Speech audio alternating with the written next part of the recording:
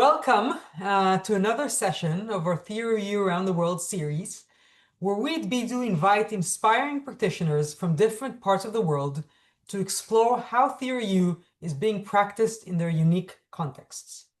Today, we're traveling to Indonesia, a country made up of thousands of islands and incredible cultural diversity.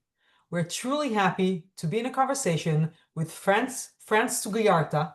Hi, Frans. Thank you for being with us. Hi, Daniel. Hi, Ayel.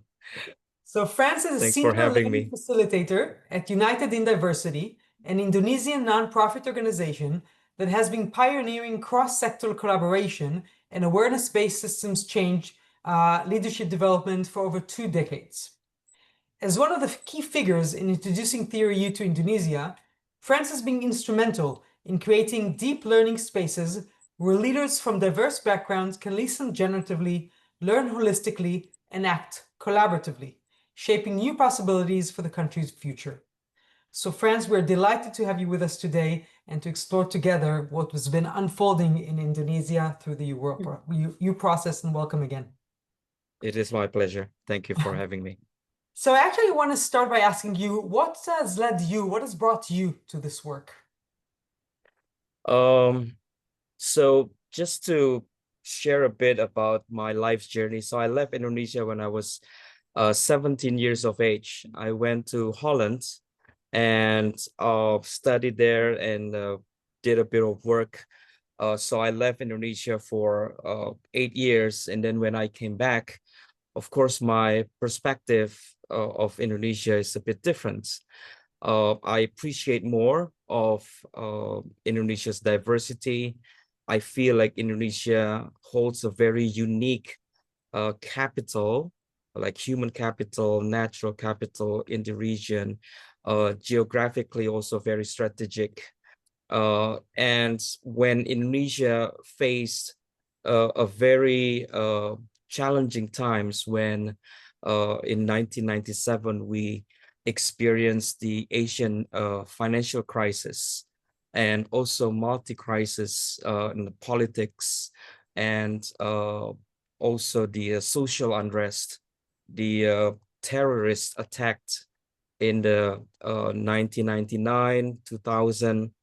So there was a global kind of like perceptions towards Indonesia back then that Indonesia might be the next Yugoslavia, the next Balkan, that all the provinces will be separated and we're no longer able to continue the journey as one nation. And that really a very massive challenge for us in Indonesia. So I met some of the founders of United in Diversity, and they were former ministers. One of them even the first financial minister of this country. And we share about the same aspirations that we want to see Indonesia continue as a nation. And we share the same belief that for Indonesia to continue its journey and not only continue, but accelerating its development, then the prerequisite condition is to see the leaders from across sectors to hand in hand and join together, work together, and learning to build synergy to making sure Indonesia is continuing as a nation. So that basically what brought me into this work. And I was involved in the first gathering of leaders from around the world in Bali in 2003. And back then I had a company of event organizers. So my company was hired by this organization called United in Diversity to organize a conference, building a platform for leaders across sectors, across nations to have a dialogue about the future of Indonesia. And as I was, watching and making sure that conference running well, my daughter's face, at that time I only have one daughter, but my daughter's face flashing in my mind, and a voice came to me is that look at these leaders from around the world gathered in Bali talking about the future of Indonesia, the future of your daughter. What are you doing? What can you do? So to me, it's kind of like a wake-up call. So when the conference was done and I had a exit interview because I was hired, and the founder of United University invited me to join full time, and I feel the burning calling in my heart, wanting to also contribute, making sure that Indonesia is continuing its journey as a nation, and making sure that my daughter's future is improved, that my daughters and her daughters, her sons, her children can live in a much better Indonesia than the one that I live today. So that's kind of like the pivotal moment that I started to see Indonesia differently and wanting to contribute as best as I can to the improvement of Indonesia's development for my daughter's future. I can identify very much with a lot of your motivation, and it seems that the extreme diversity that you faced when you came back to Indonesia, that even you experienced as kind of a threat, that the society and the nation will fall apart, is very central for your motivation and your action. So I'm curious to ask you, how does this fact, motivation and threat and profile of the Indonesian society, how does it shape the way you apply theory in the processes that you are leading, in the innovation through diversity that you are leading? Right. I believe that diversity is the key ingredients for innovations. So Indonesia is so blessed with its diversity, not only ethnics. We have 700 different ethnics, 17,000 islands, the largest archipelago country in the world, the largest Muslim populations in the world, a very young nation, emerging economy. We have a tremendous human capital because we're still enjoying the demographic bonus all the way until 2035, 2040.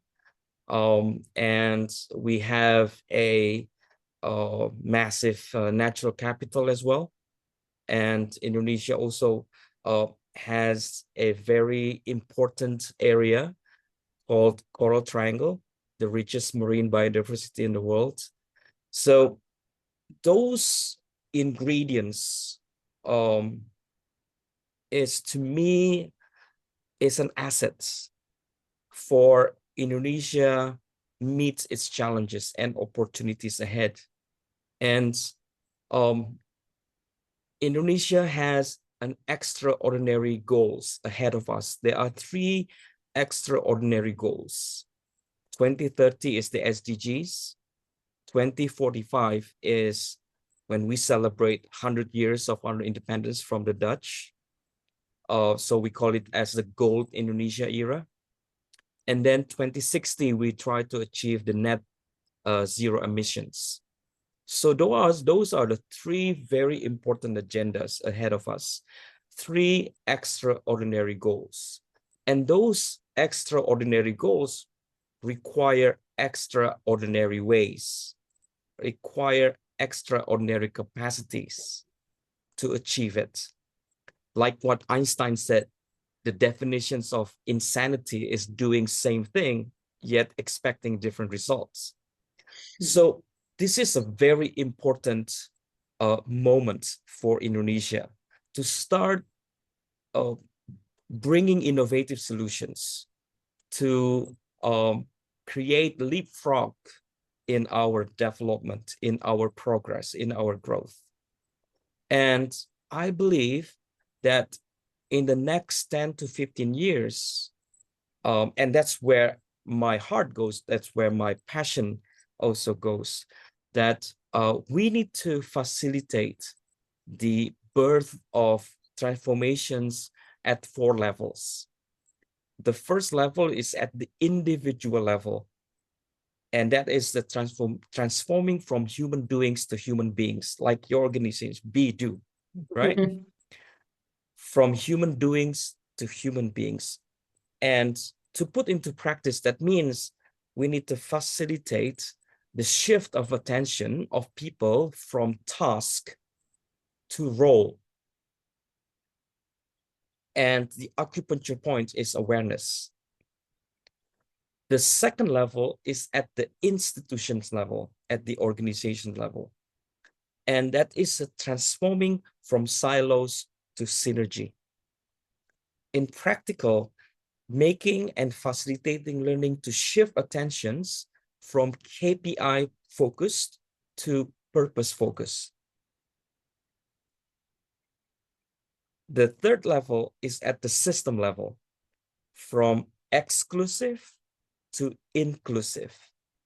What I mean by exclusive, the system that we see and experience today, and not only in Indonesia, but around the world, the model of system that we use today is privatizing profit and socializing cost model. Means the profit is privatized, but the cost is socialized. So, but the benefits is exclusive only for a handful of people. Therefore, we see the 1% against the 99%, right? So how to transform it to become more inclusive, meaning we distribute the access for everyone, for every stakeholders of the system to be able to participate, functioning in the system. And to me, the acupuncture point is technology. How to make the value chain and the supply chain more transparent and more visible to all the key stakeholders, right? And then the fourth level is at the development strategy, from egocentric to ecosystem-centric.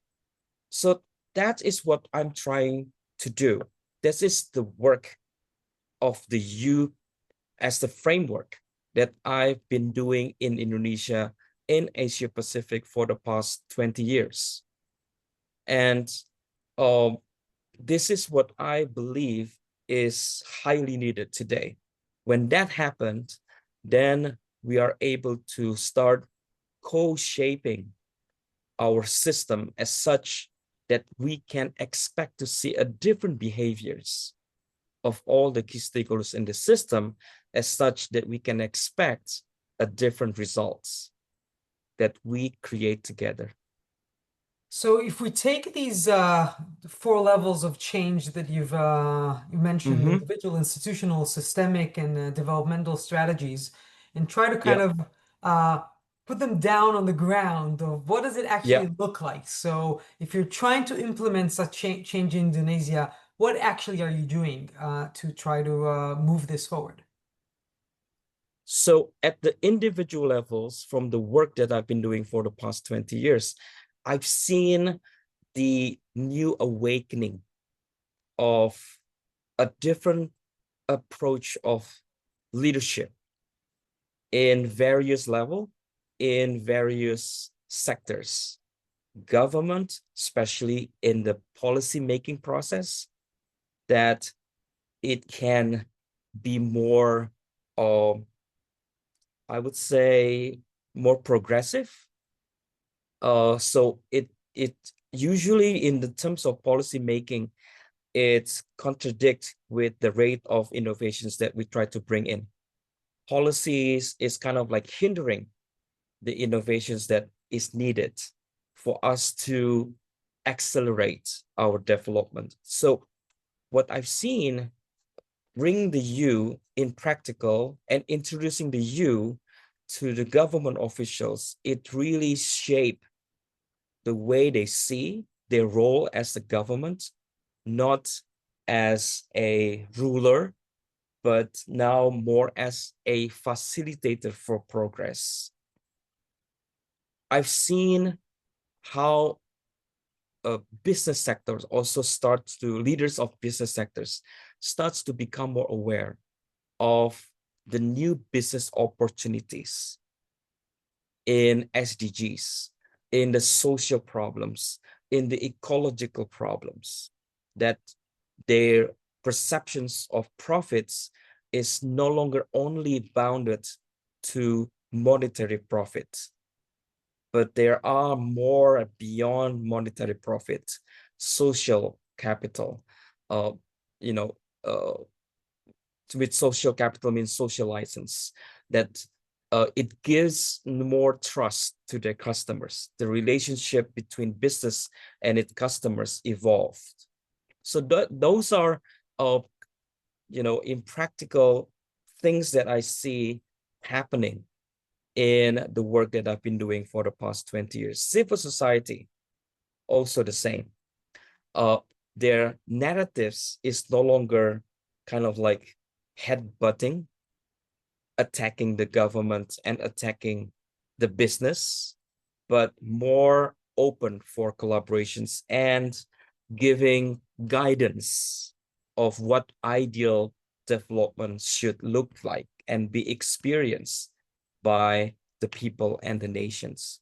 So those are in practical what I've seen, policies that I've started to see, like maybe my colleague Shobi have shared in many of the events of Presencing Institute about the social forestry, how the policies of protecting the national park and the indigenous community that lives in the national park, that before these policies come into active, there are always tension between the forest rangers with the community, the indigenous community that lives in the national park, because they are perceived by law as poachers.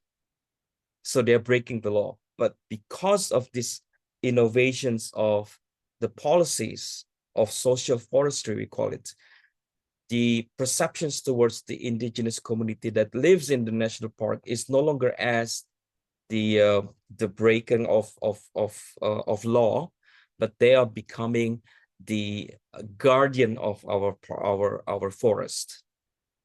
So these are types of impact that I start to see of working with leaders across sectors, bringing them into a transformational journey in government, in business, and also in civil society. There are so many stories in Indonesia and also in Asia Pacific of the impact of the journey that we introduced to them. Can I ask you just like to delve a bit deeper into this example Sure. story with the forestry? How did it come about? I mean, obviously in these cases, there are very forces that are conflictual in terms of their interests and motivations. How did this shift in the attitude towards the indigenous people there come about? Yeah, I'm glad you asked these questions, because it started from the first cohort of the IDEAS program that I designed together with Otto, with MIT, and it was back in 2008. And one of the participants is the head of the national park in Aceh. So when he joined the program, he was the head of the national park in Aceh, in the western part of Indonesia. So he went through the U, and when we had a deep dive, he shared his aspirations about seeing a more peaceful relationship between his staff with the people who lives in the national park, because he got tired every day, have to resolve this conflict, right? So there was a seed back in 2008. And because of what we discussed in the program, we carried that seed along as we progresses with the next cohort, and we continue working with him. And his career, of course, progressing as well. From the head of the national park, he's become the Secretary General, Director General of the Ministry of Environment. So he has a very strategic positions suddenly. And then, just to cut the story short, every cohort, there's always a rep from the Ministry of Environment, from IDEAS 1 to IDEAS 2, IDEAS 5. And then until IDEAS 5, there is a participants from the Ministry of Environment. And then he become the successor of the first guy in the first cohort. But all of these years, that intention, that aspirations has been discussed in many, many forums, has been introduced to many, many stakeholders. To cut the story short, in the fifth cohort, these participants brought that idea into prototyping in one community in Java. Okay, and it so happens that the government officials in that area also very open. So this is what I've seen and what I experienced when we talk about the process of transformations. I believe it requires 4 S. The first S is seed, is the idea, is the aspirations, is the vision. The second S is a soil. You need to have a lab, a place to test that idea. The third S is stewardship. A people that give nutrition and taking care of the soil. And the fourth S is season. So that's what I've experienced from the seed that has been uttered in 2008. Then that seed starts to become more visible in 2015. So it takes like 7 years for that aspirations to take roots and to start giving real model, I would say, because innovation is very abstract, right? And as what Einstein also said, the true intelligence is imaginations. So everything starts from imaginations, and imaginations is an abstract form. So therefore, prototyping is the bridge for us to bring that abstract form into modeling so that we can quickly learn refining that idea to see the real value that we can offer to our stakeholders, to our customers. Therefore, I always differentiate between prototyping and projects. To me, prototyping is the process to fine-tune ideas, whereas project is a process to fine-tune value. So prototyping is a bridge to close the gap of knowing and doing, right? Although many times said that the biggest gap of our generations today is no longer about not knowing and knowing, but knowing and doing. So what is the bridge for us to start shifting from knowing to doing? It's prototyping. And we prototype every day at our individual level, at our organizational level, at our societal level, okay? Because that's how we make progress. For me, the narratives that I shared with many leaders from all sectors, that in the 21st century is no longer sufficient for us to only think about strengthening our competitive advantage. But we need to move beyond competitive advantage. Competitive advantage speaks about market value. But there is another level, which is collaborative advantage, ecosystem value, and sustainability advantage, future value. So that's to me what innovations is for. That's the direction. Innovations also require some direction.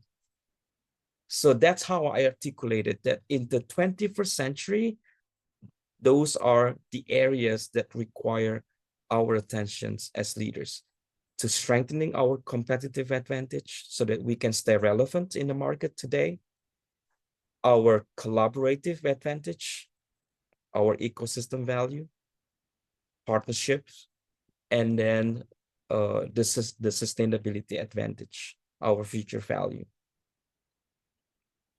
I hope it makes sense to you. Yeah, thank you for going much deeper into this example. I feel it is it holds so many dimensions of the transformation. I would like to pay our attention a bit to the challenges that are involved. From the beginning, when you described the reality that you faced when you came back to Indonesia, and then you took us to the journey of your passion and your action. I guess that not all your partners were just staying and waiting for you to come to make them collaborate with each other. So what challenges did you face in this way, in this journey, in your action? What can we learn from this? What do you learn from these challenges? Of course, the gravity of the old system is still very strong. So again, the challenge is to hold the space, the creative space, and to make sure that we means as the facilitators give enough nutritions, to make sure that the flame is there, to make sure that they are reminded again with the vocabulary of transformations. That's quite challenging. So therefore, in the first 10 years, I feel like I really have to, be in touch with all of them. But now, after 20 years, I feel like in Indonesia, we have a very promising critical mass of leaders that already got in touch with the EU, and therefore they share stories that when they attended like a forum or an event, they recognize one another through the language that they use. Hey, they start to, pick up some words, the language that we use, like open mind, open heart, open will, curiosity, compassion, and courage. So those are stories that I've heard back from the leaders that we facilitated. But then again, of course, the challenge is the old system that is still very strong, and it is not easy for us to bring this different approach. People love changes until it comes to them, right? They don't like to change themselves, but they like to see change happening, right? So that's the big challenge. And of course, again, when you start to put pressure in the big players, the one that holds power of the system, right? Just like what we've learned in systems, that the harder you push, the harder system pushes back, right? Every system has its own immune system. So finding that crack, it requires patience. And sometimes we feel like we don't have much time. If we look into the climate crisis, if we look into what's happening in the world, seems like the clock is ticking. And it's a very challenging situations for us who envision those 4 levels of transformations to happen, not only in Indonesia, but around the world. So that's, to me, is the challenging part. And thirdly, finding facilitators that embody the you. Because the you to me is not like a textbook knowledge. You have to embody it. It needs to be part of your DNA, right? So it's not just memorizing the steps of the you, the tools of the you, but you have to embody it so that it really encouraging people or make people curious about our different approach in facing the complex challenges that we are facing. I want to do 2 follow-up questions to what you just mentioned, Frans.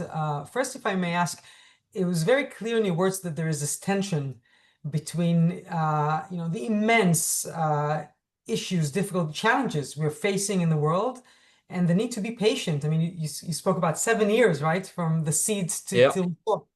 So how do you personally mention, address, and tackle at your personal level this tension between holding, the motivation and the eagerness to see change on the one hand and the need for patience on the other? Let me start with that question and maybe later the second one. Having a community of the you practitioners, to me, is very helpful. You always need a learning buddy, right? If you learn by yourself, or if you try to fight the battle by yourself, you'll be exhausted.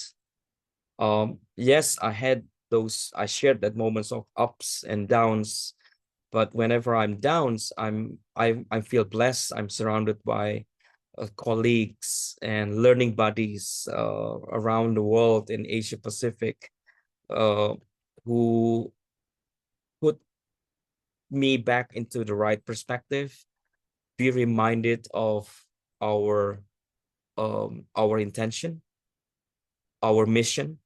So to me, it gives me back that clarity of why I am doing what I'm doing. And yes, that's how nature works.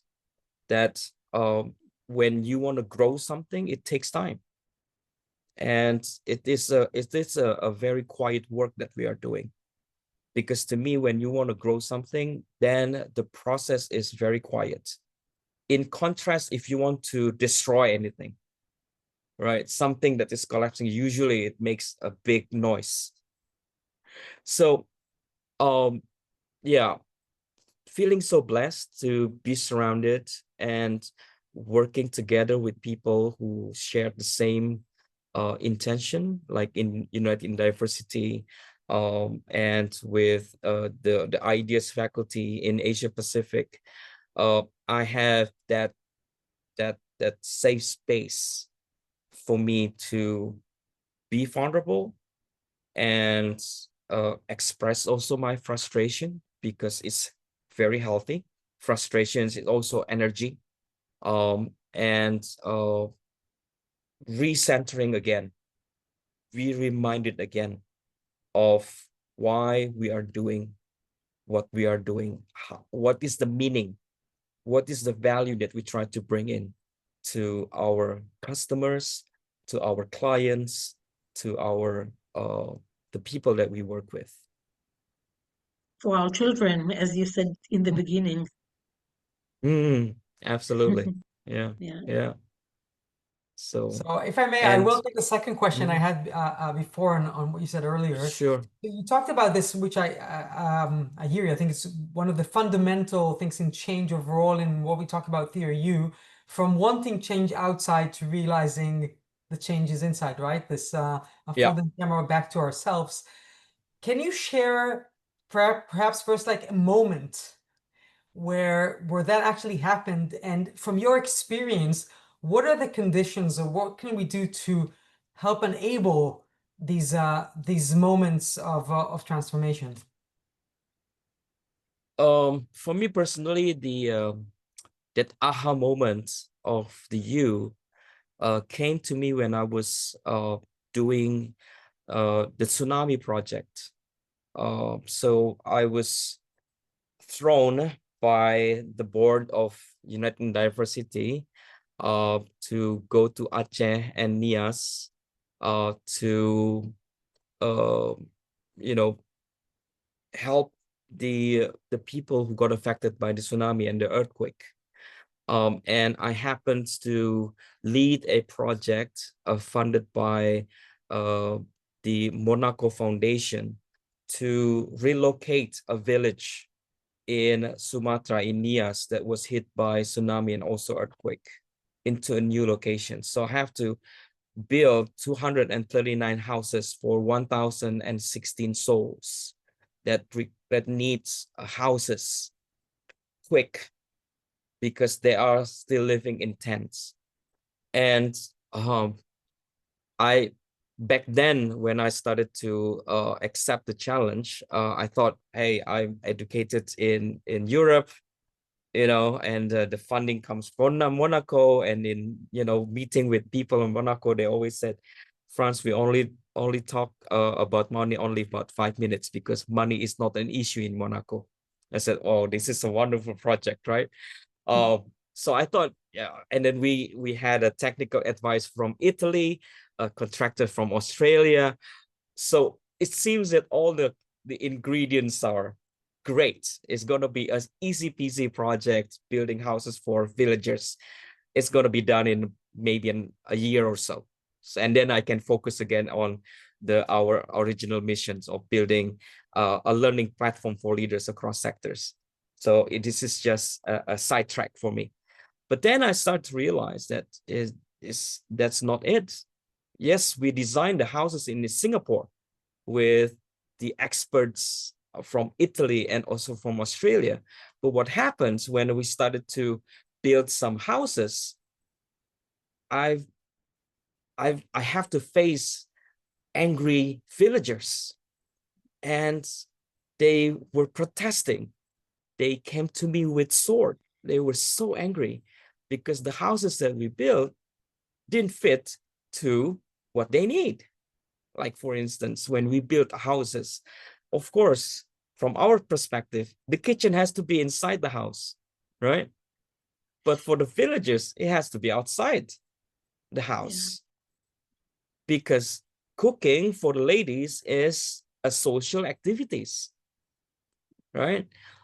Like bathroom, they also want outside because they usually go outside. So all those little things, right? And then the original village, before it was hit by tsunami, there was a separate areas between the Muslims and the Christians. And now we have to relocate the village and rebuild to a new locations. My assignment from the board, because my organization's name is United in Diversity, and the design of the houses is a duplex. So the board wants to see the Muslims and the Christians to live side by side to project the beauty of United in Diversity, right? So I hit the wall. I don't know what to do, right? That was the point that maybe I should give it a try, this U process, this U approach. So I start to listen, I start to engage with all the key stakeholders, and to my surprise that I got the insights, not from the top leaders of the head villagers, from the government no, it's from the children, from the kids. And I start to understand the reasons why in the original village they were separated, because their main assets are their goats and pigs. And they usually keep it in the house. So they don't want these animals to go across.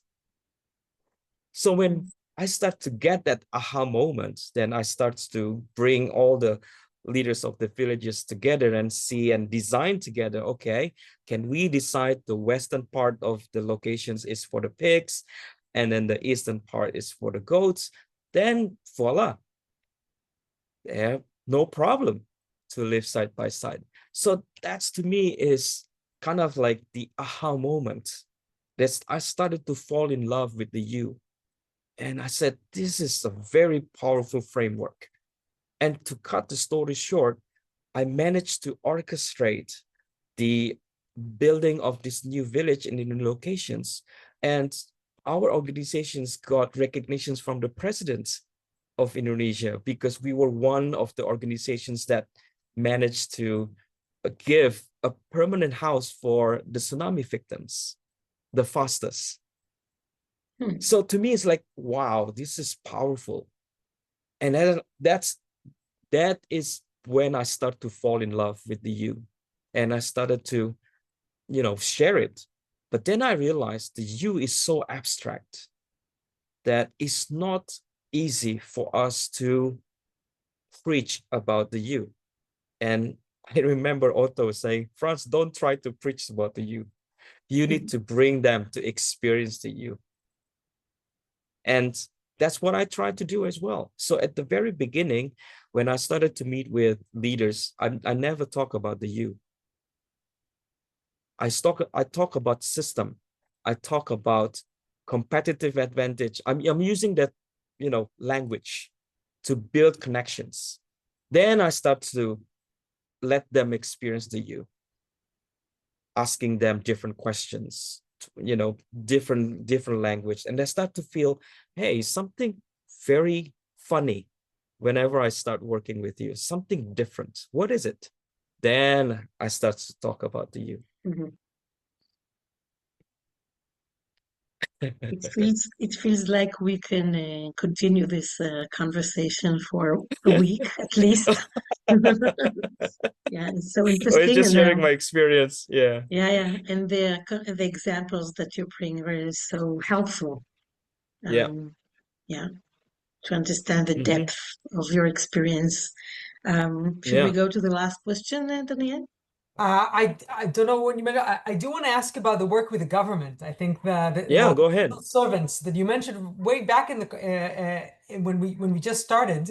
I know that you've managed to bring Theory U to the training of civil servants in Indonesia, from what I've read before. And that every time I heard about this, it sounds so astonishing. I mean, obviously, working with civil society, maybe even working with the business, sounds to many of us much more approachable than succeeding to bring this into government institutions.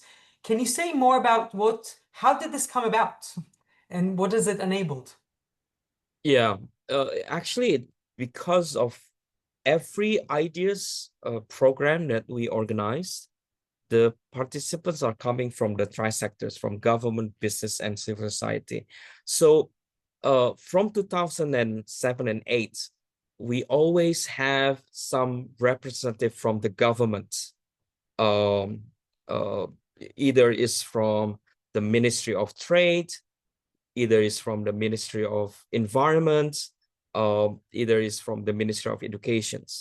So we have some fellows, we call it, throughout the years, and they started to share through their colleagues, through the forum that they were invited to speak. They started to promote or using our new language. That again, it created some curiosity of their colleagues, of people that they are interacting with, right? And from those kind of momentum, from ELIAS, because ELIAS is top leaders, we designed another program inspired by ELIAS, a similar kind of leadership lab in different ministries. And one of which is the Ministry of, what do you call it? The Ministry of Human Capital. Sorry, relationship between industry and the union of the workers, where they have this tension between the unions of the workers with the industry, with the corporates. And there are lots of demonstrations, usually, especially during Labor Day, right? and it hurts the business, it hurts also the society. So these fellows from the ideas program, of course, their career is progressing because of their capacity also growing. So they are ended up having a very strategic area of influence that they can create their own lab in their own ministry.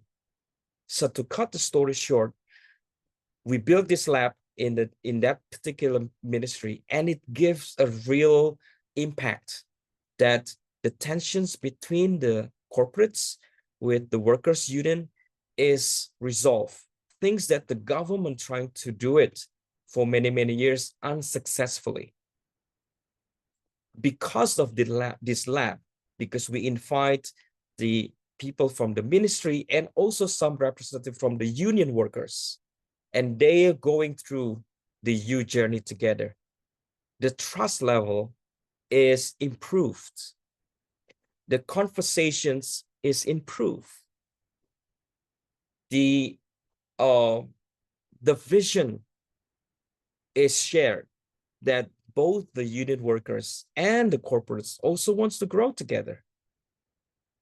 So we start to shift the relationship from blaming to potentially collaborating. And that created some interest from the president. That story somehow goes up to the top leaders, up until the president. So because of that, the ministers was invited to share what is happening, blah, blah, blah. And then because of our board members, which is Sherry, you know, Sherry is also part of the PI. She has connections to the top leaders. So she shared about this U approach. And then we were invited to facilitate sessions with the elected member of parliaments, about 500 back then, back in 2014 or 2014 or 19, something like that. And because of that as well, then the leaders feels that the U should be part of the curriculum for the Resilience Institute. And I've been serving and facilitating learning for the team of the Resilience Institute and also for the Civil Servant College. And because of that, now the U is somehow integrated into the leadership module of the curriculum. So that's how the U started to hopefully, and we still are working with them, hopefully it will be mainstream as the key leadership curriculum throughout Indonesia. Yeah, that's very, very, very much inspiring. Yeah. But a lot of hard work, a lot of tears. Sure. Yeah, sure.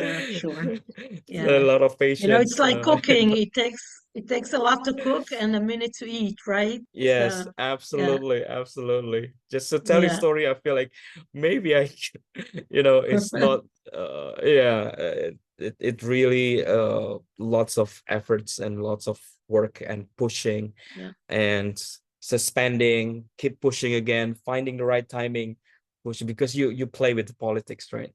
And you know what it means when you start to getting close with people who are in the centrum of the politics, right? Yeah, that sounds very the wind changes very quickly. So just finding and be patient again, and whenever the wind blows to the directions that you want to go, then you strike hard, you push hard. Yeah. Just start to close our conversation. We usually like to bring our attention back to the personal level. And we would like to ask you how working with theory for so many years, how did it influence you personally? What change in your way of life, work, thinking, acting in the world? You better ask my wife.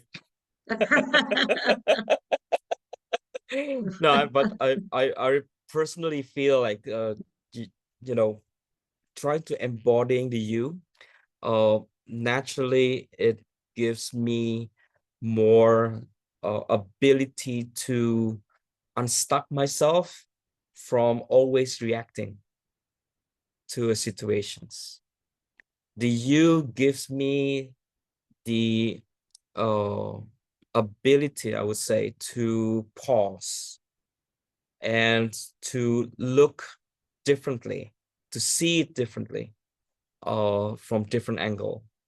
And the you also give me or enrich my vocabulary.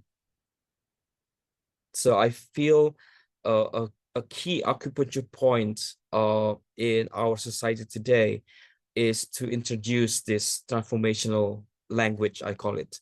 How to start shifting from war language or industrial language to transformational language. Because we unconsciously stuck in heavily influenced industrial language. Fix the problem, fix it, right? Whereas the you, we try to lean more towards the natural system.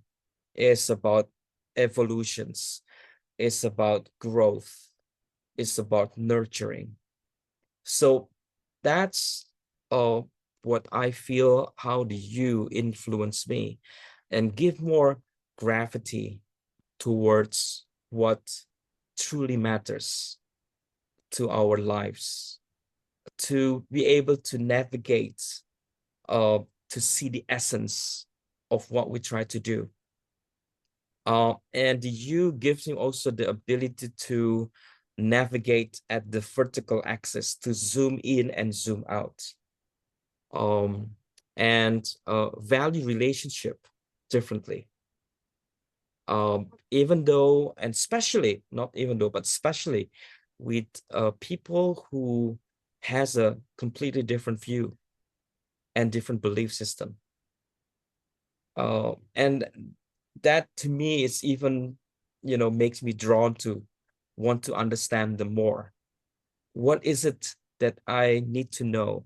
Help me to understand your point of view, which I know if it's not because of you, I will not be able to, navigate that kind of like approach, like the tsunami, because of that, I have all the power to know this is from the donor, I'm the project leader, build the house just like the way I wanted, the way we wanted. But now because of that, I managed to, negotiate better, I would say, to understand a different point of view.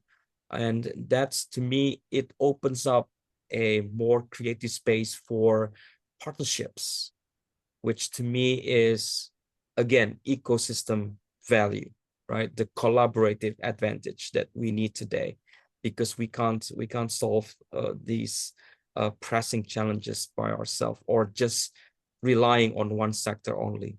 We need all hands on deck. We collectively created the problem, and we can choose to be the contributor towards the solutions of the problem that we are facing. So just to, just on top of my head, how do you influence my life's journey for the past 20 years? And never been a dull moment. There's always something that I learn, because to me, the word learning is, if I double click the word learning, then I see 4 aspects of it that we also need to master it. The first one and the most challenging one is unlearning, right? And we need to unlearn our outdated assumptions, right? It makes us stuck in doing same old. And the second aspect is relearning, because to my findings of having conversations with tribe leaders around the world, they are experts of sustainability. I was in dialogue with leaders in people who lives in the middle of the forest. They are experts. They know how to live in harmony with nature. We are dummies in terms of sustainability. So how to relearn? Like in Indonesia, we have the Borobudur Temple, right? It was built in the 8th century, just like the Great Wall of China, using no cement, and it built throughout 150 years. So back then, they already know how to build continuity in leadership, about long-term projects, about sustainable projects. They master it. And even the temples still stand until today.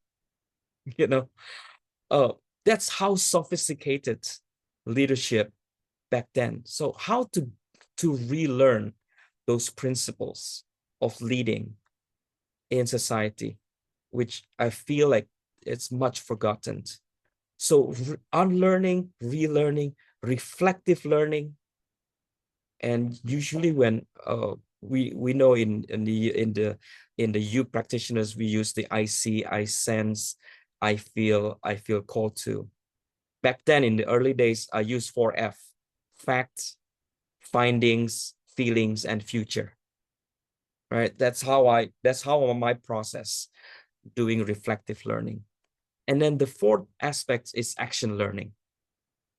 So if I see the word learning, I see those 4 aspects of learning that we need to master as leaders of the 21st century. Ability to unlearn, ability to relearn some of the wisdom from our ancestors, and bringing that principle of sustainability into our development strategy, and reflective learning to be able to self-correct and push growth from our learning process, and then action learning to prototype new ideas.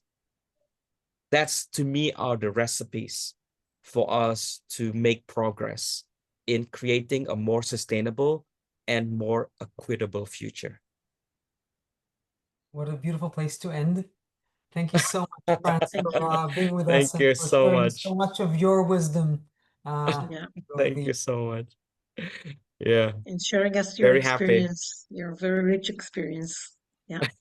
Thank you so much. Thank you so much. I hope it makes sense and useful for Sure. for all of us to keep using the U framework in inviting leaders from across sectors, across generations, to build partnership for our better future.